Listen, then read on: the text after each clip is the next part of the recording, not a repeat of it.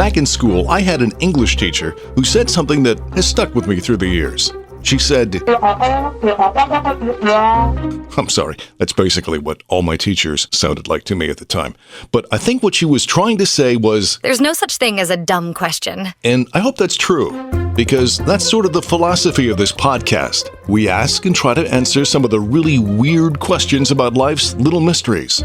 Customs, traditions, pastimes, pets, everyday products, even our language. And if you're curious about that kind of stuff too, then you're in the right place. And I'm sure if my old English teacher was here today, she'd smile, look at what we are trying to accomplish, and proudly say, that kind of gives you a warm feeling all over, doesn't it? In the meantime, welcome to the podcast that answers some of the questions you've always wondered about. It's the Always Wondered podcast. Hi, I'm Rick Peterson. Thank you for joining us. Have you ever sat down to a formal meal and you're suddenly faced with an array of utensils arranged with the precision of a NASA launch sequence? When did eating become such an ordeal? Which brings us to our question.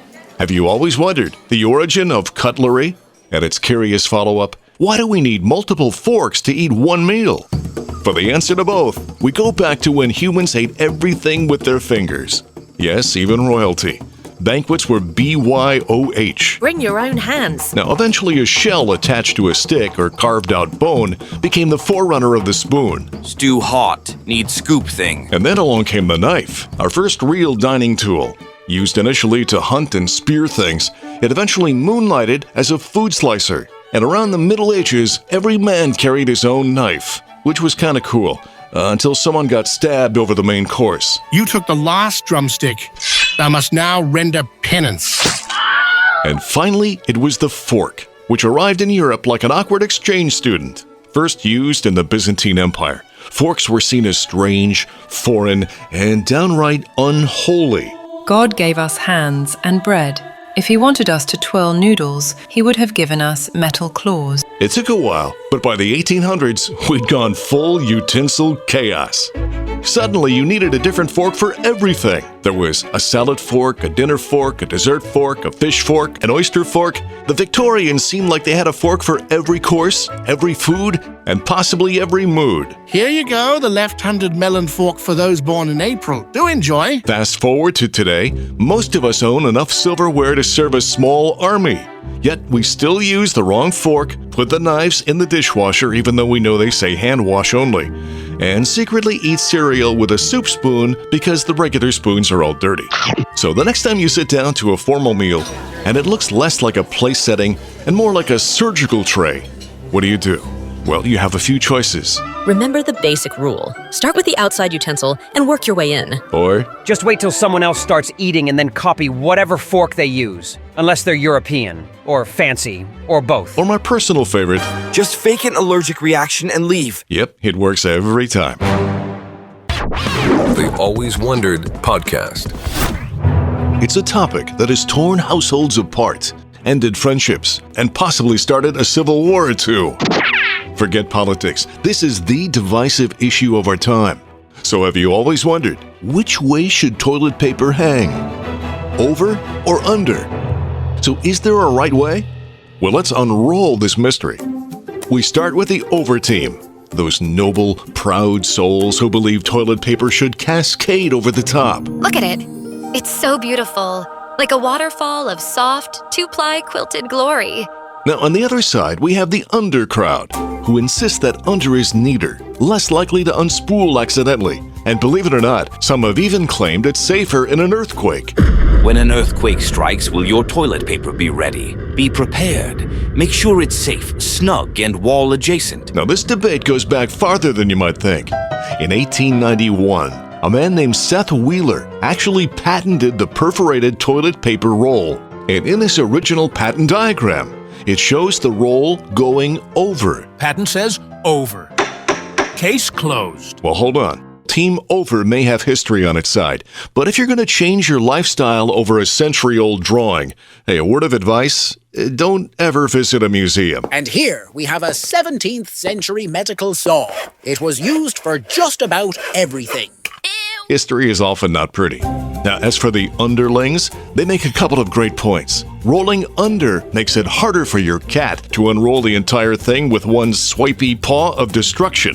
And if you have a toddler, under doesn't unravel when your 3-year-old sees the toilet paper roll and thinks it's a Vegas slot machine. So at the end of the day, there is only one wrong answer, and that's no roll at all. Just that sad little empty cardboard tube mocking you in your time of need. So no matter where you come down on the tissue issue, if you're a passionate overachiever or a stoic underdog, we proudly give you a 21-sheet salute. Because if nothing else, you're not your coworker Chad, who never replaces the roll. Oh, did I? Jeez. You do it every time, dude. My bad. It's the Always Wondered podcast. You've seen it a million times. You say something like, I've never gotten a speeding ticket. and that's when it happens. Conversation stops, time slows, eyes widen, and then like a reflex, Knock on wood. yep, you've jinxed yourself. And now you know that the only thing standing between you and cosmic punishment is a coffee table from IKEA. So have you always wondered why we knock on wood to ward off doom? The custom goes way back. The Celts believed that spirits and gods lived in the woods, so touching or knocking on a tree was like, Excuse me, tree spirit? I may have just jinxed myself bragging about my new chariot. Please don't spite me. fast forward to medieval Europe, where people feared everything. Disease, witches, cats, soup that was too hot. Knocking on wood became a habit of divine insurance, a way to ward off misfortune and making a bold claim like, The flood is over. The rain has finally stopped. Better find a tree, fast!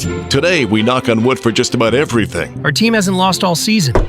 I know the flu is going around, but I feel fine. I haven't spontaneously combusted once this year.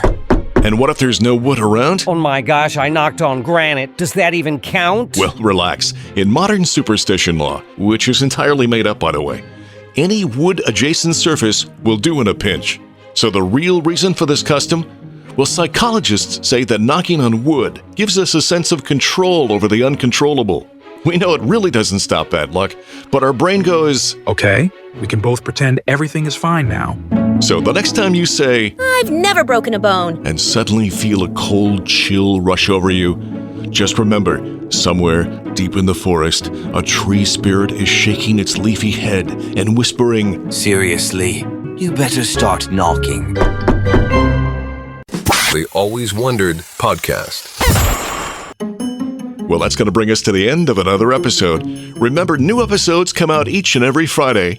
Click subscribe or follow, and we promise to take you down yet another weird rabbit hole. As always, we leave you with one to ponder.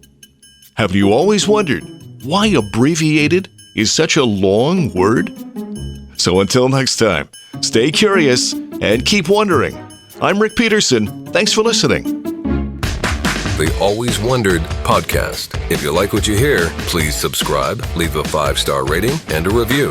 Listen on Apple Podcasts, Spotify, or wherever you pod. Feel free to offer suggestions for future topics or simply reach out to alwayswonderedpodcast@gmail.com.